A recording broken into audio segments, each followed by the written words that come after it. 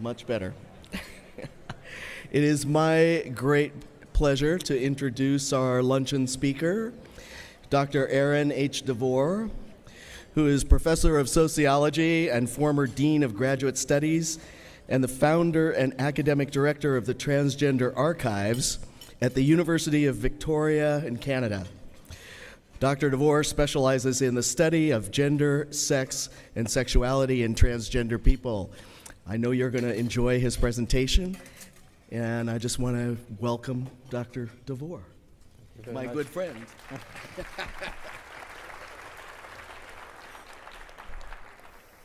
Thank you, Jameson, and thank you to Joanne Keatley and the organizing committee who have put on a truly fantastic conference.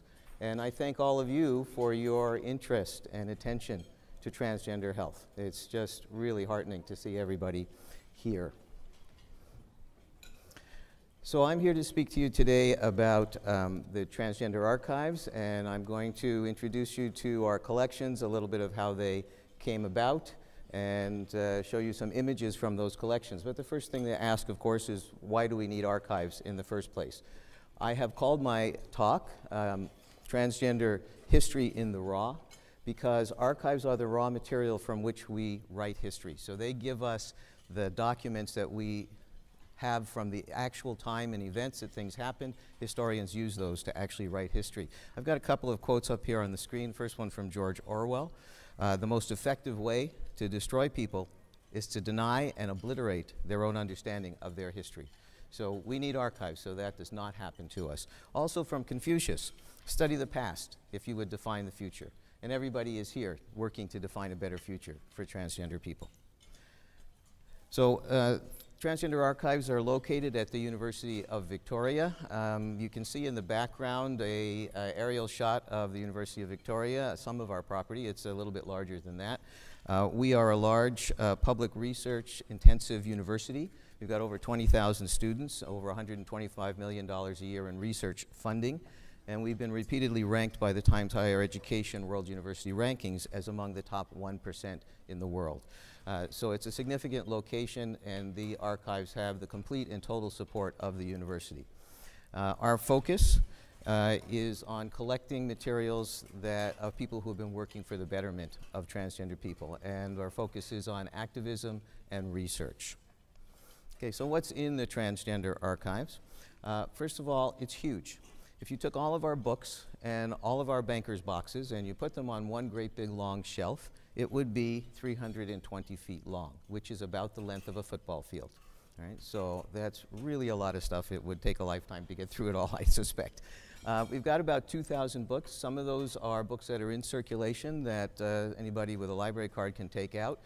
Many of those books are rare and hard to find. I'll give you some examples in a few moments. And everything in our archives that is in the rare special collections section of the archives is open to the public. Anyone can walk in and say, I would like to see such and such, and you can see it. You don't need a library card. You don't need to be an academic or a scholar. You just walk in and say, I want to see it. So in addition to the books, we've got many newsletters and magazines from 17 different countries. Pamphlets, newspaper clipping files, fantasy fiction, organizational records, personal papers, court cases, audio recordings, movies, photographs, erotica, original artwork, and ephemera are odd little things that don't fit in any of the above categories. All right, and I will tell you more about all of those as we go along. Okay, so we have a number of large collections that make up the Transgender Archives. One of them, which when we get the screens back, I'll tell you about in a little more detail, comes from the Ricky Swin Institute. I think we're at the right slide now. There we go. The Ricky Swin Institute, I'll give you more detail in a moment, is made up of several components, a number of papers and documents from Virginia Prince, from Ari Kane and the Fantasia Fair, and from the International Foundation of Gender Education, or for Gender Education, which was started by Marissa Cheryl Lynn and Betty Ann Lind, among others. We also have the papers of Reed Erickson and the Erickson Educational Foundation, and I'll give you more detail in a moment. Stephanie Castle and the Zenith Foundation, which is a Canadian organization, again, more details in a moment. And Barbara Findley, She spells her name in an unusual way, and there's an interesting case, which I will give you the details of in a moment, that was a court case between a trans woman and a Vancouver Rape Relief, and we have a huge collection from the University of Ulster in Northern Ireland. Again, details in a moment. Some of the smaller collections, we have 200 books of fantasy fiction that came from Ken Dollarhide. We have a lovely little collection of 32 books on transgender topics that are signed by the authors and dedicated to the donor, whose name is Willow Aroon. We have a complete run of the FTM International newsletter, which Jameson, who just introduced me, was a key player in that. And we've got some fascinating minutes from the Harry Benjamin Foundation, which was meeting in the 60s and was a key organization in the early days. Okay, the Ricky Swin Institute was the first major collection that we received. It was founded by Ms. Ricky Swin with $3.5 million of her own money. Their mission, stated on their own documents, is to stimulate changes in our culture to improve the understanding and acceptance of trans persons. They had as their goals libraries and archives, conference co-sponsorship, digital and video education and research. They didn't get too far on those last two. And they opened in March of 2001 at the 15th convention of the International Foundation of Gender Education, downtown Chicago, and closed in December of 2004. And in the summer of 2005, Ricky Swin moved to Victoria, and we were sitting over lunch. And I said, Ricky, what happened to the Ricky Swin Institute? And she said, well, it's closed. And I said, what are you going to do with it? And she said, well, I was thinking of finding a place in Victoria and moving it to Victoria. And I said, well, how about if that place was the University of Victoria? And she said, well, I'll consider that. 2 years later, with lots of negotiations and consideration, that collection arrived at the University of Victoria. What's in the Ricky Swin collection? Extensive newsletters and other periodicals, documents from Fantasia Fair, which I'll tell you a little more about in a moment, documents from the International Foundation of Gender Education, this R.E. Kane collection I mentioned, the Virginia Prince collection, photos, audio, videotapes, and bookmasters. There are, just in the Ricky Swin Institute collection, we received 482 different newsletter and periodical titles. Now, some of those are complete runs of those newsletters, some of them are 2 or 3 examples, so that's not 482 periodicals, that's just the number of titles. And I put up on the screen some examples of some of those. You'll see Australia, Belfast, San Francisco, London, England, so many places, New Zealand, around the world, and hundreds of books as well. Now, on the screen in the upper right, there is an example of the FTM International newsletter. As I mentioned, we have a full run of that. And the smaller one in the lower left is issue number 1 of Transvestia. And that came, interestingly, in 2 different sizes. I'll tell you a bit more about Transvestia in a moment. It came in 2 different sizes. One was a normal journal size, about so by so, with 4 by 8 or something like that. And the other one was a little tiny one that would fit in your breast pocket, because this was in a time when you didn't want everybody to know that you were walking around with a copy of Transvestia. You wanted to be able to tuck it away somewhere. Even today, this is happening in some of the communist countries and other repressive regimes where it's not possible, where it's dangerous to be seen with certain literature. Same technique is used in other places. All right, so also in the Ricky Swin collection, we have many audio and video tapes of professional conferences, television and radio shows on trans topics, bookmasters, which are copies of books before publication. And there's a list up there of some of them. You may recognize Canary Khan's story, Mario Martino's Emergence, and several others. Those are just a couple of examples. And photo albums. The photo album page that you can see up there now is from one of Virginia Prince's photo albums. And on the right-hand side are members of the Hose and Heels Club, which is one of the very first transgender organizations and clubs in the 20th century. On the left-hand side are some photographs from Casa Susanna, and some of you may be aware that there was a Broadway play not too long ago written by Harvard Fierstein about Casa Susanna. Well, in the photographs on the left-hand side, at the top photograph, the person who is standing is Susanna of Casa Susanna, and in the middle photograph, the person in the red dress is Virginia Prince. And there's lots more pages like this. We also have records from the Ricky Swin Institute.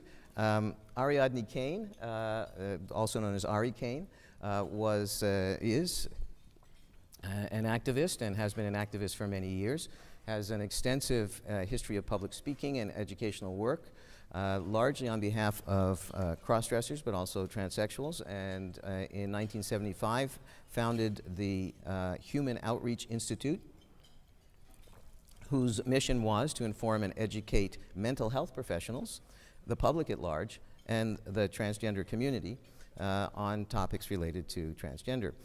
Ari was also one of the founders of Fantasia Fair in 1975 and continued as a leader for 27 years until 2002. And Fantasia Fair continues today, and I'll say a bit more about that in a moment. Ari is also founder of Theseus Counseling Services, a journal of gender studies, and we have of Ari Kane, we have personal papers, correspondence, news clippings, periodicals, counseling records, which are confidential, pamphlets, conference papers, and photos. So lots of material in the Ari Kane collection. So Fantasia Fair, it's a week-long event that takes place every October in Provincetown. It started in 1975 with Ari Kane, who I just mentioned, and Betty Ann Lind. It is the oldest and longest running event of its kind for the transgender community. So it's still going on and will take place this October once again in Provincetown. Very good. And I'll be doing a talk about Transgender Archives there as well.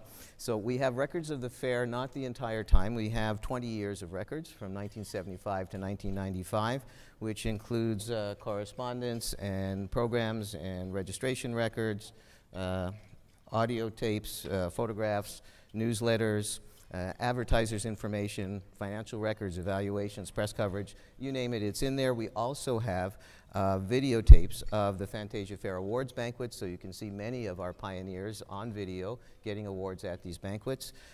Fashion shows, the Fantasia Fair Follies, and presentations by speakers, and one of my personal favorites are how-to videos. Okay, so another big piece of this collection is the International Foundation for Gender Education, which was founded by Marissa Cheryl Lynn.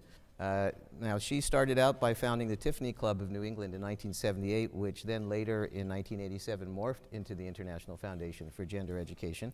The mission is to overcoming the intolerance of transvestism, that's the language of the day, and transsexualism brought about by widespread ignorance. So they sponsored these large conferences, which were called Coming Together conferences, which ran from 1987 to 2010. And then they also were very well known for publishing the Tapestry magazine, which ran from 1979 to 2009. And in the early days of Tapestry, it was called the TVTS, Transvestite Transsexual Tapestry, from 1979 to 95, and then from 95 to 2009 it's called the Transgender Tapestry. So you look at materials like this and you can trace how the language of the community and the emphasis of the community changes over the years. And then we have records also from Betty Ann Lind, one of the other founders and board member, and who was also involved in the Fantasia Fair. Virginia Prince, we have records of her activism and her life, and she is one of the founders of modern transgender activism. And she became the public face of cross-dressing as a result of a somewhat unhappy event in the early 60s. So at the time, she was pen pals, if you will, with someone who she thought was a cisgender woman, and they were developing something of a relationship through the mails. It turned out that the other person was, in fact, another transgender person. And in those days, anything sexual through the mails was considered obscene, and you were liable to prosecution. I was going to say persecution, but that's true too. You were liable to prosecution for sending obscene materials through the mail, and the other person was being tracked. And so both of them got charged. Virginia got charged with sending obscene materials through the mail. She was convicted of that simply for writing letters to another individual. You know, the letters got a little racy, but when you imagine what goes on today, it's kind of crazy. You know, it's a sealed letter addressed to one person who was consenting, but nonetheless, she was convicted of sending obscene materials through the mail, and she was liable to be, part of the terms was that she was liable to be imprisoned if she was caught cross-dressing in public. Well, she didn't really want to stop cross-dressing, and her lawyer went to the court and received dispensation for her to cross-dress in public for educational purposes. And so that was the beginning of her activism. And she started doing that. In the lower right-hand corner, you'll see a picture of a citation from the Culver City Lions, thanking her for her educational activities on their behalf. Now, a nice little connection is that Virginia Prince was a graduate of UCSF.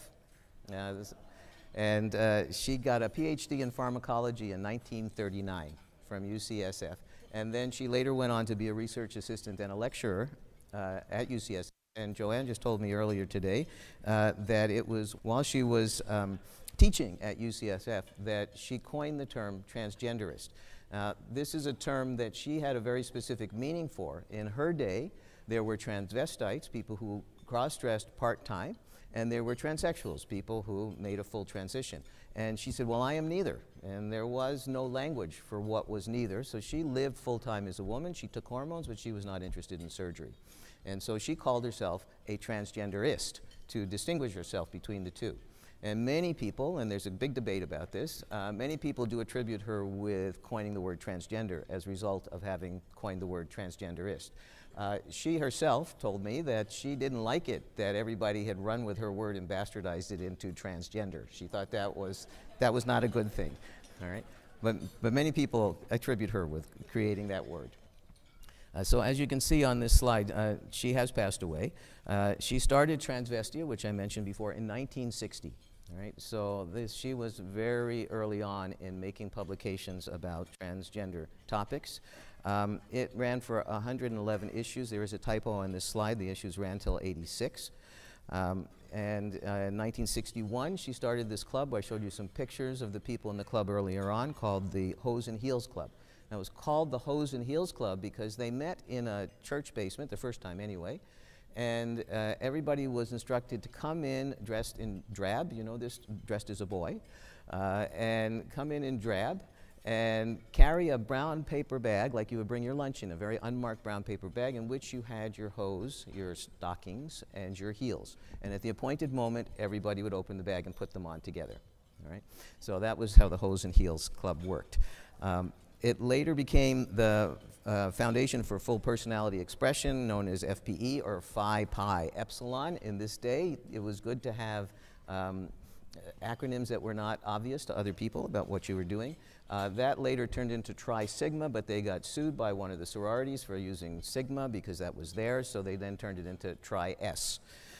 And now, in addition to that, she had a publication imprint called Chevalier for the Chevalier d'Eon, who you may or may not know about. Here's some of her titles: The Transvestite and His Wife, How to Be a Woman Though Male, Understanding Cross-Dressing, and several others. So in the collection we have all of this stuff, and in addition to that, we have awards and trophies that she received over the years, lots of photographs, fascinating, correspondence, articles, and news clipping from her collection. The next major collection is the Reed Erickson collection. Reed Erickson, some of you may know, I've been tracking his life and writing about him for some time. He was a very wealthy individual, a trans man, and he started and funded himself the Erickson Educational Foundation, 1964 to 1984. The mission, this is from his documents, was to provide assistance and support in areas where human potential was limited by adverse physical, mental, or social conditions, or where the scope of research was too new, too controversial, or too imaginative to receive traditionally oriented support. So his thing was he wanted to do seed money. He wanted to figure out who was on the margins of society. Nobody else was going to help him, and he was going to put some money behind them, and when they were established and could get more traditional funding, they were on their own. So one of the early groups that he supported was the homophile organization, it's an old term, One Inc. And he gave them in the range of $2 million over a period of 20 years.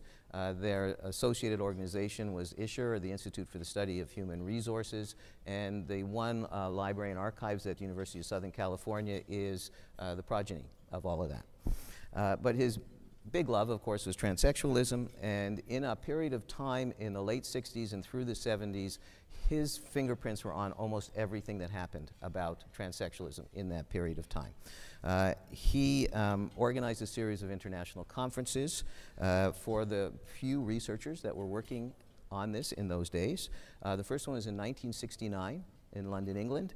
Next one was in 1971 in Elsinore in Denmark, which is in the vicinity of Copenhagen, and 1973 in Dubrovnik in what was then Yugoslavia. Those conferences later evolved into the Harry Benjamin Organization. When Erickson announced, I'm not doing this anymore, all those researchers got together and said, we have to do something to make this keep going. And they started the Harry Benjamin Organization. And if you count back, which then became WPATH, and if you count back from the WPATH conference that we just had, what number was it, do you know? 23? 24? I think 23 was the last one, or for 24, whatever. If you count back, it's only number 23 or number 24 if you count these first three as 1, 2, and 3. So that was a huge contribution. He funded practically every one of the early researchers of that period, and he produced films and TV and print publications and radio, and he had a speakers bureau. He had a call-in hotline for people. People came into the office. And then the final area that he worked in a little bit later in his life were some New Age movements, and I don't have time to go into that, but for instance, we now all accept that dolphins and whales communicate with each other, and the early research on that was done by John Lilly, who was a close friend of his, and Erickson funded that. Dream research, he did a lot of dream research in the early days, and for those of you who are familiar with the Course in Miracles, he also financed the first edition of the Course in Miracles.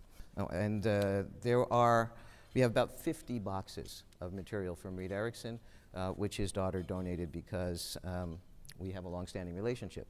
So a couple of examples of the work. The newsletters. He put out these fantastic newsletters. There's an image in the upper right-hand corner of each of the slides. He put out these newsletters. Now remember, you couldn't Google things. Anything you wanted to know about what was happening, you had to either be there and pick up the paper at the time, or you had to read a report that someone had written in paper, and you had to know that that report was there. He had staff that brought together all the information on everything that was happening in transgender research and activism, and put it together in a well-put-together, nice-looking newsletter that, for people who were around then, this was a lifeline and a godsend. It was a fantastic resource.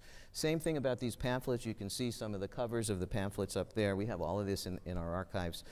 Pamphlet series between 1969 and 1974. And these were well written. They had nice production values. They were what we call, user-friendly or easily accessible to people. They were not written in technical, high-level jargon. And you can see from the titles, he covered the field quite broadly.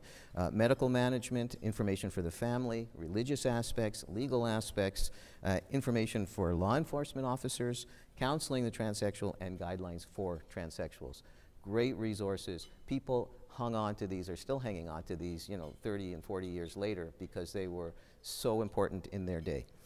In addition to that, we have lots of correspondence. If I could have the next click, lots of correspondence, newspaper clipping files, funding applications to see who was applying for funding and what they were asking for.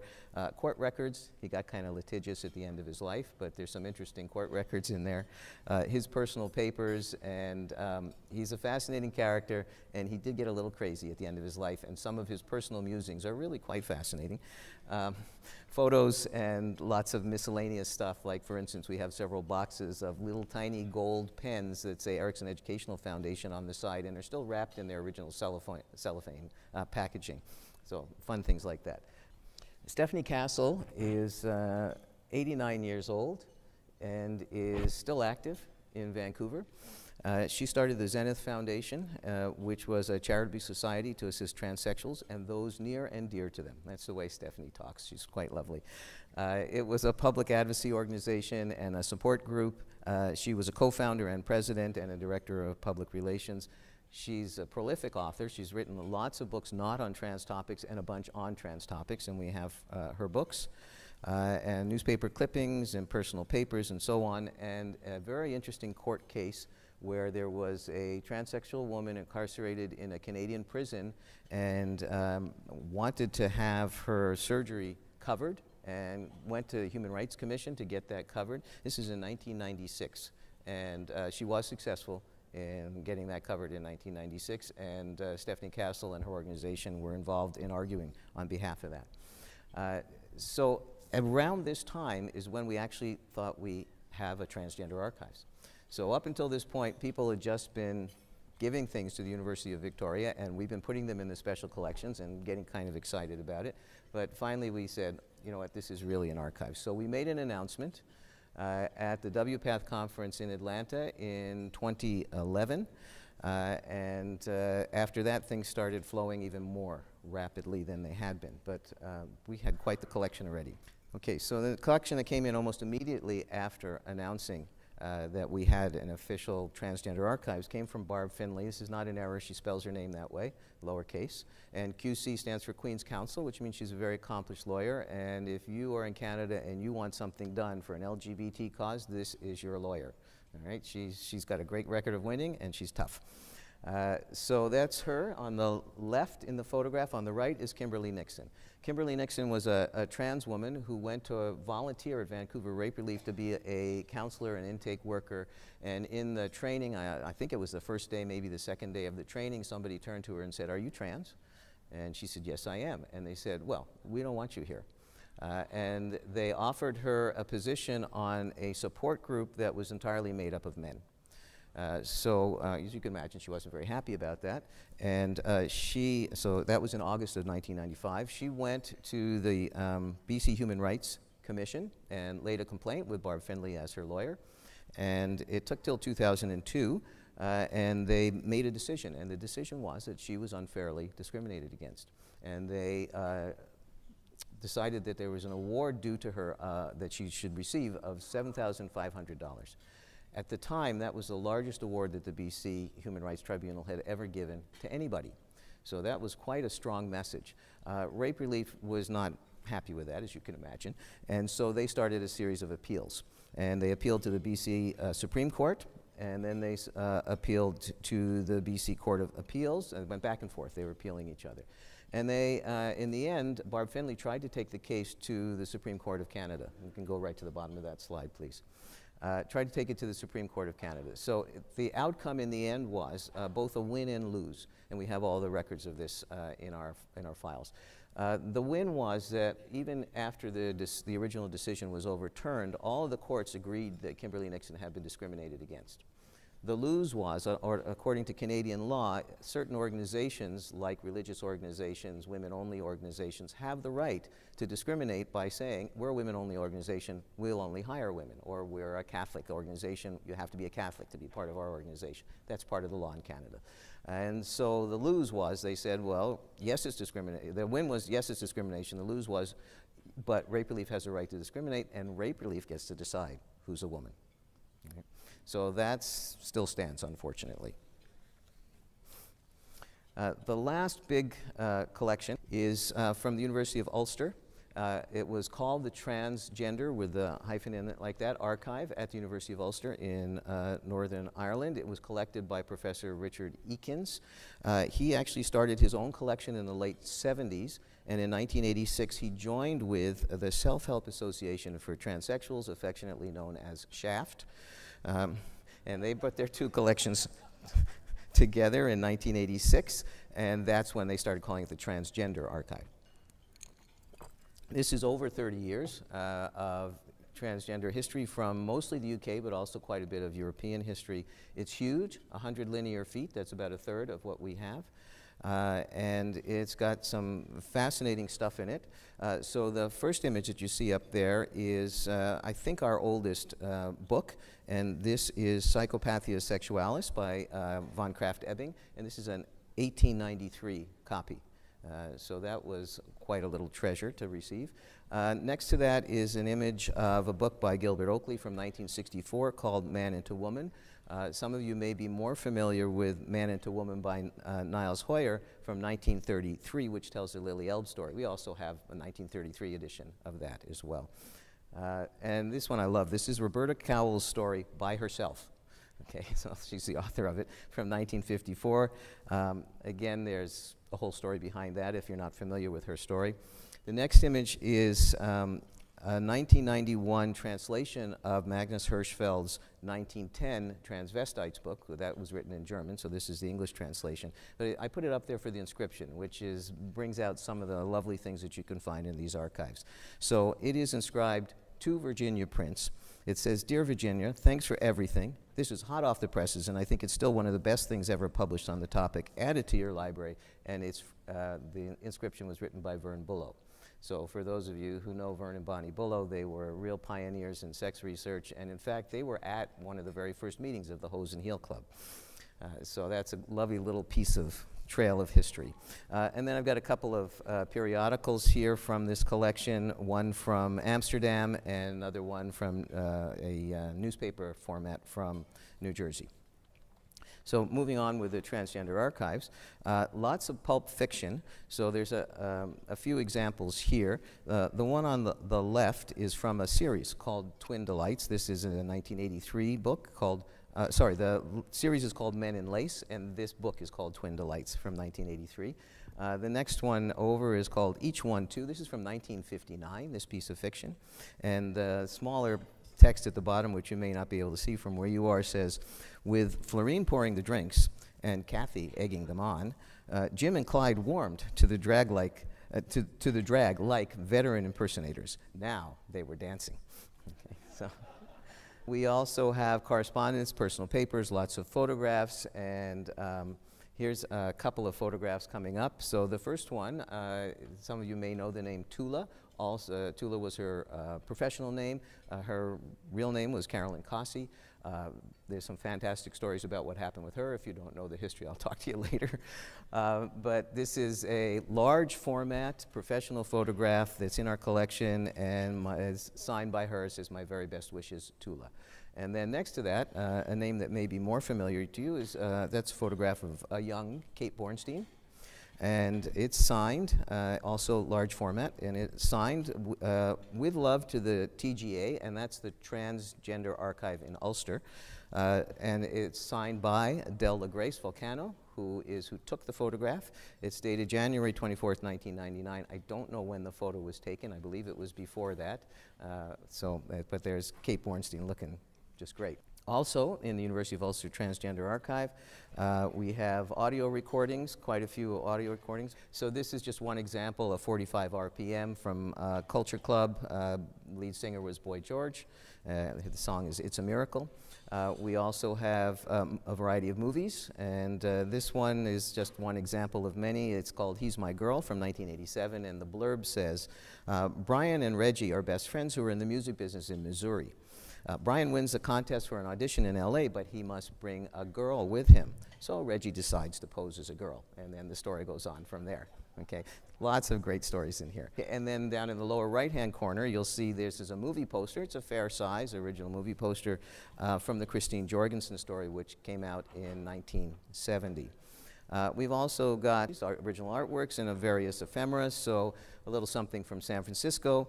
Finocchio's had lots of female impersonators at a nightclub which opened in June 1936 at 506 Broadway and closed on November 1999. Next up is the Takarazuka Revue, which is an all-woman troupe in Japan that started in 1914. And many of the women play male roles, and many of them are real heartthrobs for cisgender women in Japan. And then, ephemera includes buttons of various kinds. Gender identity is not sexual identity. Gender defender. Lots of miscellaneous items. So, in conclusion, I want to read you just a few words that are at the end of this book. So the Transgender Archives, Foundations for the Future.